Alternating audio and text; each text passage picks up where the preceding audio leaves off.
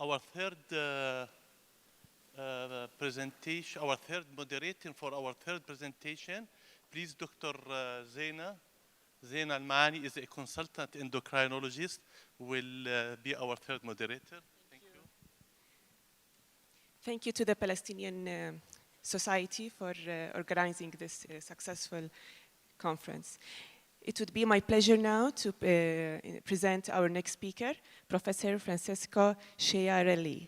Professor Schiarelli is the head of pediatric at the Department of Pediatrics, University of Chieti in Italy, and he is there also the head of research labs at the research center. His research interests include the molecular and cellular biology of diabetic macroangiopathy, growth and insulin resistance in children, early detection of diabetes microangiopathy in children, obesity, and type 2 diabetes in children. He has written extensively and been published in leading scientific journals. And these include 645 papers and over 14,000 citations. I will stop here for the sake of time and present to you Professor Schiarelli, where he will be talking to us about vascular complications in children with type 1 diabetes. Please, Professor. Thank you very much. Okay, thank you. So thank you very much indeed for inviting me to this conference. I'm very honored to be here tonight. And I'm a pediatrician, so we'll go back to children, to childhood, if I can. So actually this is my disclosure. I'm now working with the European Commission and the WHO on non-communicable diseases in children, which actually is where we have to act if we really want to prevent cardiovascular disorders later in life. You know, you may be aware that in some places in the world, the prevalence of obesity is in children is around 30 to 35%, which means that in 40 years, these children will be adults and will be adults with cardiovascular and metabolic complications. This is my summary, and no problems. Thank you very much. I will briefly mention the burden of diabetes throughout life, starting in childhood, and then about the complications of diabetes, the cardiovascular complications with the focus actually on nephropathy, on kidney failure, and on retinopathy in children. And what is very important in the next future is to understand better the pathogenesis, as Professor De Fronzo just mentioned, the pathogenesis of nephropathy starting in childhood in order to have new biomarkers and to try to understand very early in the course of diabetes who are the children who eventually will develop complications. So you heard already that complications of diabetes, you know, everybody knows that the diabetic kidney disease is still the leading cause of end-stage renal disease, as retinopathy is in fact the leading cause of blindness in working-age adults, and as you heard already, diabetic neuropathy and cardiovascular diseases are very frequently. So if you may be persuaded that children are not at risk for developing vascular complications, you are definitely wrong. This is a large epidemiological study showing that if you have diabetes early in childhood, the risk of death is very high later in life, and you actually lose 18 years of your life. So children with diabetes are those at major risk of developing complications because of the disease. So we, again, and the same is true during puberty, and puberty is in fact one of the major risk factors for later complications of diabetes. And this is also in late adolescence. So as pediatricians, we must be aware that the complications are starting very early in life. So therefore, we have to struggle to have the best metabolic control from the very beginning of the disease and to try to understand, as I said very early, who are the children who eventually will develop complications. This is quite a recent paper by Loredana Marcovecchio, who is now in Cambridge with a group of David Danger, who summarized the development and progression of vascular complications in childhood onset type 1 diabetes.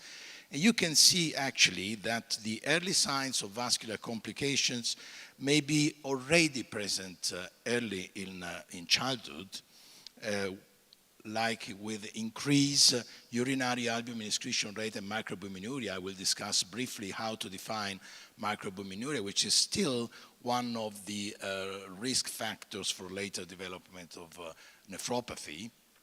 And also hyperfiltration, because hyperfiltration, again, could be considered one of the major risk factors. And I will show you some data on increased pulse wave velocity and impaired endothelial dysfunction and abnormal retinal vascular geography. So again, we have to try to understand very early in the course of diabetes which are the risk factors for later development of late hard outcomes like proliferative retinopathy, proteinuria and end-stage renal disease, diabetic neuropathy, cardiovascular events, and eventually death, as we already heard. So the risk factors for diabetes complications are many of them. You can see here summarized some of them. Of course, what I want to stress here is that for diabetes complications in children, insulin resistance play a role already in childhood. And because we have many children with obesity, as I said, and also injecting insulin peripherally makes children insulin resistant by definition. And obviously, as Professor De Fronzo just stated, genetics is very important. So we take care of children with diabetes, and we have to ask if there is a strong familial history for cardiovascular disorders, cardiovascular disease, and then also, as we heard, diabetic kidney disease, because this is considered one of the risk factors for later development of the complications. As pediatricians and pediatric endocrinologists, we have been interested in the role of growth factors. IGF-1, for instance, has receptors in the kidney, so therefore studying the growth hormone IGF-1 axis may add some information on the risk of developing complications. Obviously, hyperglycemia and high blood pressure are the part of the ominous octet, as we just heard. And inflammation, general inflammation is some of, I will show you some data on that inflammation may play a role in the complications of diabetes. Starting with the nephropathy, obviously for many years, Giancarlo Viberti and other groups around the world has demonstrated that microalbuminuria is in fact one of the first signs of diabetic nephropathy. Why we are still used microalbuminuria after almost 40 years when the first paper was published on Lancet by Giancarlo Viberti? Because that study was one of the few longitudinal studies showing that if a person has an increased albumin excretion rate, namely more than 20 microgram per minute or more than 30 milligram for 24 hours, or they have an albumin creatinine ratio more than 2.5 milligram per millimolar, these people are at major risk of developing kidney disease. But the very point that I want to raise tonight is that we actually have to understand better the biomarkers early in the course of diabetic kidney disease in order to detect these children either in stage 2 or in stage 1.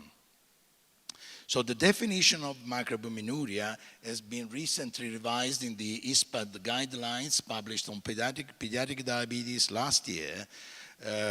And I want just to concentrate on the fact that if you want to have reliable marker. You have to collect the spot, the early spot, the early morning urine samples in order to detect the children at risk for having microalbuminuria. So here in this cartoon, you can see how microalbuminuria can develop during childhood and puberty. And I want to show you here that you have, this green is the persistent microalbuminuria. To define a persistent microalbuminuria, you have to have an albumin-creatinine ratio more than 2.5 milligram per millimole in 2 out of 3 collections in early morning samples. And obviously, you can have a child approaching puberty, which is over the microalbuminuria cutoff point, and this child can develop actually persistent microalbuminuria, never goes back. But you can also have a child who can have transient microalbuminuria, which means that the child has microalbuminuria just during puberty, because puberty, for several reasons, worse metabolic control, hormones, testosterone, estrogens, which can have an action on the kidney particularly, but also on the retina. The child can develop transient during puberty, and then after puberty, the microalbuminuria may be normal for several years, but inevitably, later in life, the meaning of transient microalbuminuria, and also the so-called intermittent microalbuminuria, which is also quite frequent during puberty, these people can be considered at risk for later development of diabetic nephropathy. So we have actually to change our mind in some way and to understand that even those children who have so-called normal microalbuminuria, albumin excretion rate in the normal range, but in the third tertile of the normal range, could be at risk of developing kidney disease later in life. Obviously, the DCCT, as you may know, is now published from almost 30 years, demonstrated that obviously the risk of complications is related to metabolic control. Let me state a couple of things. This is the general DCCT study, but you can see also that even in the adolescent cohort, the results were similar. Just to stress a couple of things here, is that obviously very poor control, even if you reduce control of 1% of HbA1c, you can actually reduce the relative risk substantially. So every effort must be done to improve metabolic control. Let me say from the very beginning of the disease, which is quite an important issue related to education of the family and the child and the adolescents in order to keep the metabolic control good, as good as possible. In fact, if we look at the HbA1c in relation to age, actually the results of this longitudinal study was quite disappointing. You can see here the mean HbA1c related to age, and you can see that both in childhood and particularly during adolescence, the quality of care, the quality of control of diabetes is quite poor. And to reach the aim of around 70.7, you have to wait until the age of 30, which is inevitably too late in order to prevent diabetes complications. So we have actually to act very early in the course of diabetes in order to reach the best control possible from the very beginning of the disease. Another point that I want to raise here is that even if you have the same HbA1c, your risk of developing complications may vary. Why? Because if you have two children, one with the HbA1c of 8%, so reasonable control for childhood and adolescence, and another child with the same HbA1c but less variability, this child, I guess, this child will be the yellow one, will be at major risk of developing complications. So the new concept of having the glycemia in time in range as close as possible to normal is an important issue. And with the continuous glucose monitoring, we can actually follow these children more carefully in order to detect those with better control, particularly with variability. If you don't trust me, there are several studies showing that variability of glucose control is one of the major risk factors for later development of complications. This is a study done by in Cambridge again. You can see that the intrapersonal SD or serially measured HbA1c, defining HbA1c variability, is actually related to microalbuminuria, to a major risk of microalbuminuria. So avoiding HbA1c glucose variability as soon as possible and as best as possible is an important point to prevent complications in children. And there are other studies. This is a study coming from the Sydney cohort, from the Kim Donahue group, again showing that in a prospective cohort study from 1990 to 2014, and you can see that the quartiles of SD HbA1c were actually related to the prevalence of microvascular complications, namely albuminuria, retinopathy, and interestingly, in children, also cardiac autonomic neuropathy. So there is quite a strong evidence that HbA1c variability and the glucose variability is one of the risk factors for microvascular complications in children. So what about molecular aspects of this field? Just let me show you, this is the AGE, the advanced glycation end products receptor. Obviously, we use an advanced glycated end products every day in our life, and this advanced glycated end products is named HbA1c actually. But let me show you also that angiotensin II is able, as the AGE through the receptor, and angiotensin II through its receptor, to evoke a cascade of inflammatory actions that they are quite important in the developing of nephropathy. Many years ago now, we show that in children and adolescents with type 1 diabetes, advanced glycation end products were actually higher in soluble ages, were actually higher even in small children.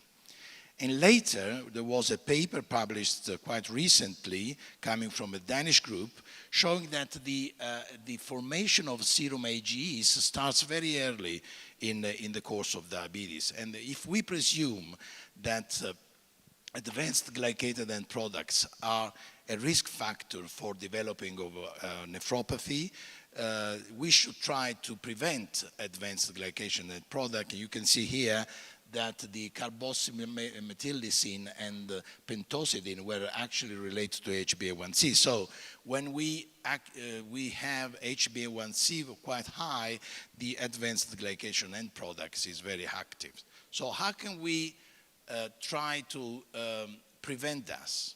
And why some people with very high HbA1c, there are data coming from the Joslin Clinic in Boston showing that there are some patients who actually have quite poor control and would never develop complications later in life, and other people who have reasonable control that actually they develop complications. Why? Obviously, there is a genetic predisposition, as we already heard, to diabetic nephropathy and cardiovascular complications, of course. So we tried to understand, for instance, the receptor for the AGE, if this can help us to understand.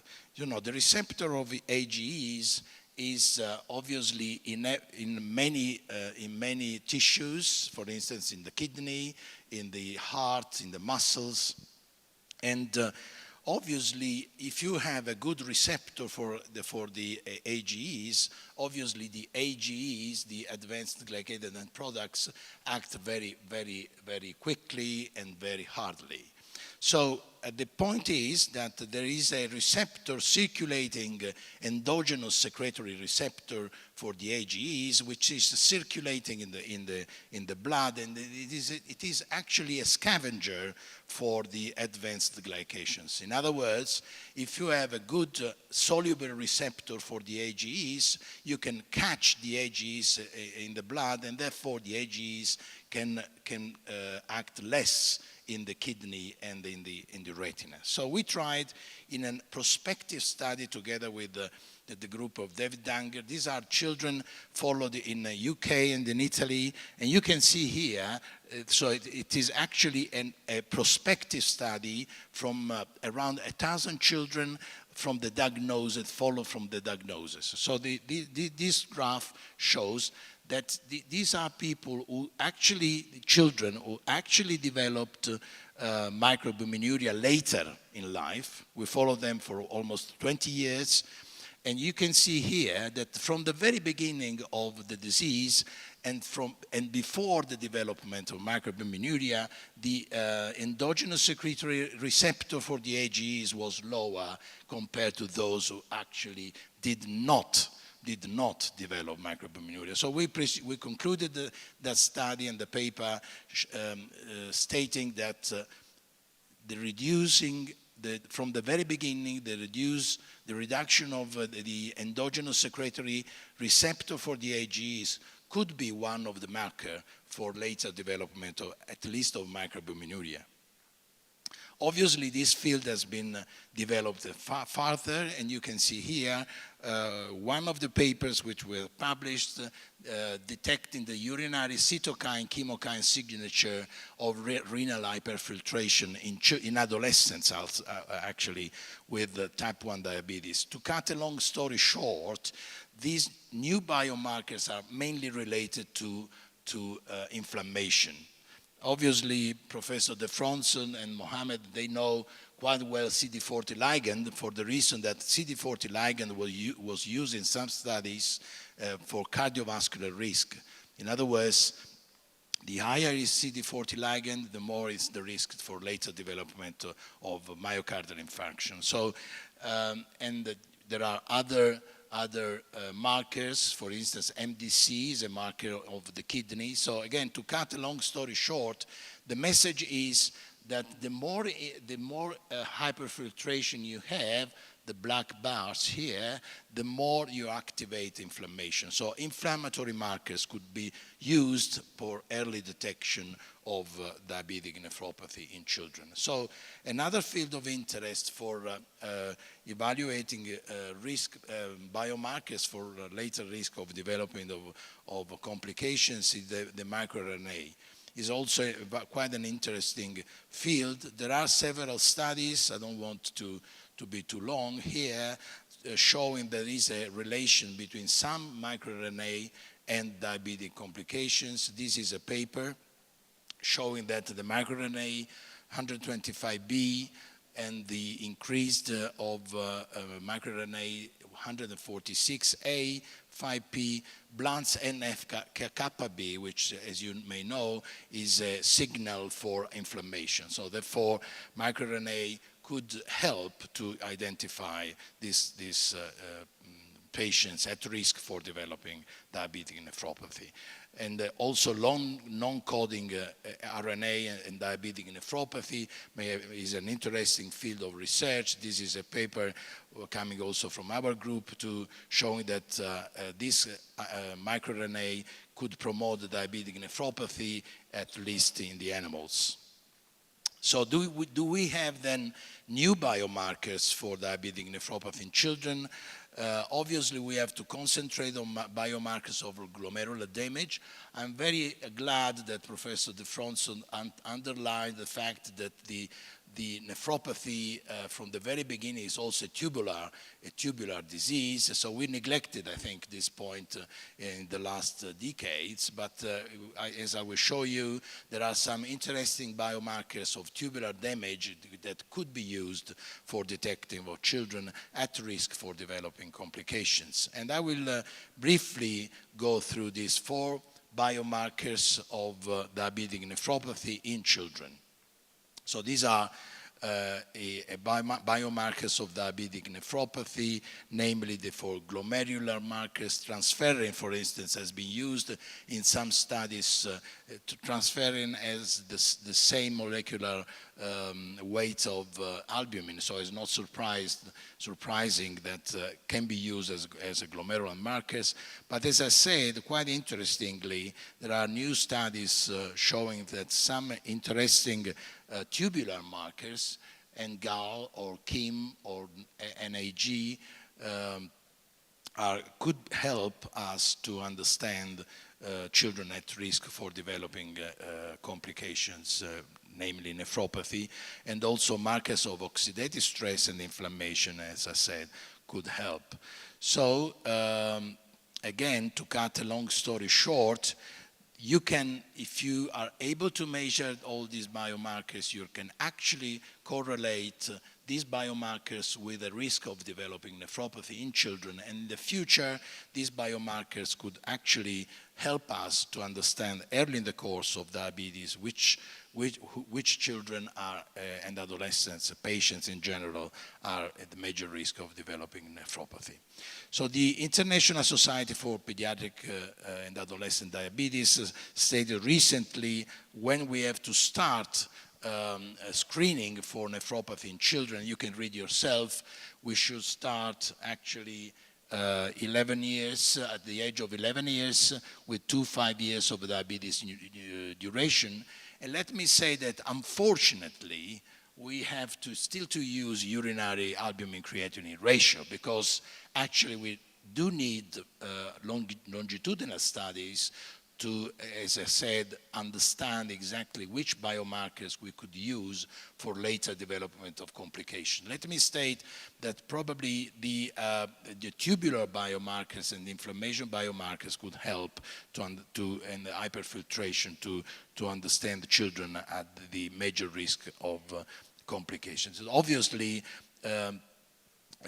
evaluation and control of hyperglycemia, as I said, from the very beginning of the disease, control blood pressure in children, which is also very important as blood pressure, as glucose control, and try to treat lipid abnormalities early in the course of diabetes.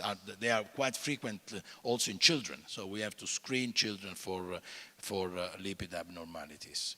So briefly, I want to just to mention retinopathy, because it's obviously also in pediatrics is an important complications. Everybody knows the fundal images of diabetic retinopathy.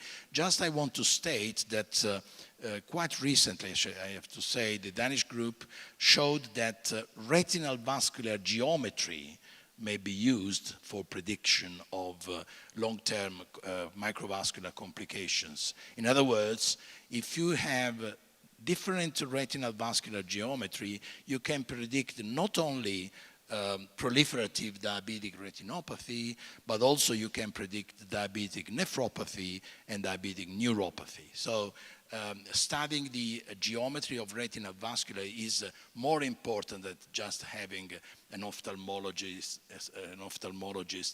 evaluation close to you with just the retinal fundal image. So evaluating new markers also for the retina may be important to detect the children at risk for developing retinopathy and microvascular complications. So again, the retinopathy, still the same as nephropathy, 11 years, start at 11 years with 2 5 years diabetes duration. Unfortunately, again, we just have a fundal photography. I should say just fundal photography, because don't trust the ophthalmologists, because as the nephrologists, they don't understand diabetic retinopathy. So, and therefore, you must have a fundal image in order to compare during the course of diabetes. And again, the same risk factors here are important, and particularly for retinopathy, control of high blood pressure in children with diabetes is very important, and also to keep the weight lower. This is for all complications, but particularly for retinopathy and macrovascular complications. So ladies and gentlemen, I hope that I persuaded you that the risk for vascular complications is high in young patients with diabetes. So we pediatricians must control these children very carefully from the very beginning of the disease, and because there are now strong studies showing, strong epidemiological studies showing that if the diabetes starts in childhood, the risk of death is much higher than later in life. You lose around 20 years of life because of diabetes in childhood. Obviously, the pathogenesis of vascular complications is complex.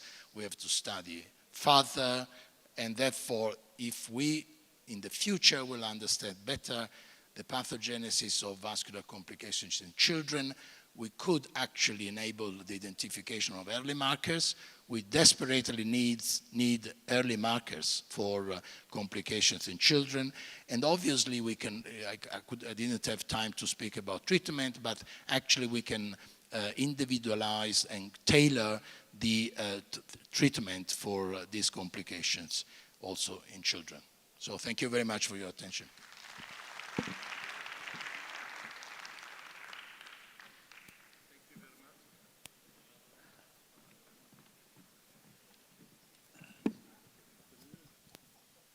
قديش بدك لتشبك؟ جاهز بس اشبك هدول.